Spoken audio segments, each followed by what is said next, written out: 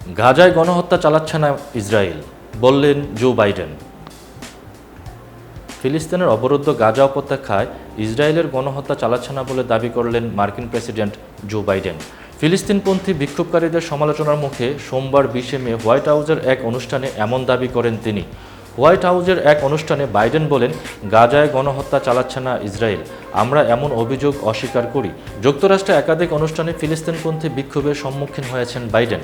ইসরায়েলকে কঠোর সমর্থন দেওয়ার মার্কিন এই প্রেসিডেন্টকে জেনোসাইড জো বা গণহত্যাকারী জো বলে অভিহিত করেছে তারা।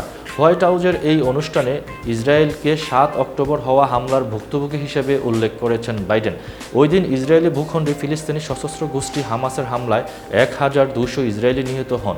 এ সময় আরও কয়েকশো ইসরায়েলিকে জিম্মি করে গাজায় নিয়ে যান সশস্ত্র যোদ্ধারা। অনুষ্ঠানে ইসরায়েলিদেরকে নিরাপত্তা ও সুরক্ষায় দৃঢ় মার্কিন সমর্থনের কথা ব্যক্ত করেছেন বাইডেন।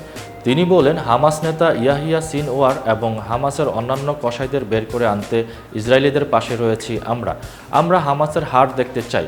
এই নিয়ে ইসরায়েলের সঙ্গে আমরা কাজ করছি।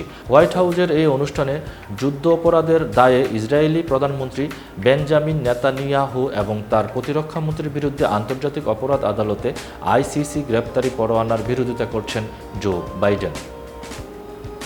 এতক্ষণ বার্তা বৈঠকের সাথে থাকার জন্য ধন্যবাদ। নতুন নতুন তথ্য ও সংবাদ পেতে বার্তা বৈঠকের ইউটিউব চ্যানেল এবং ফেসবুক পেজের সাথেই থাকুন।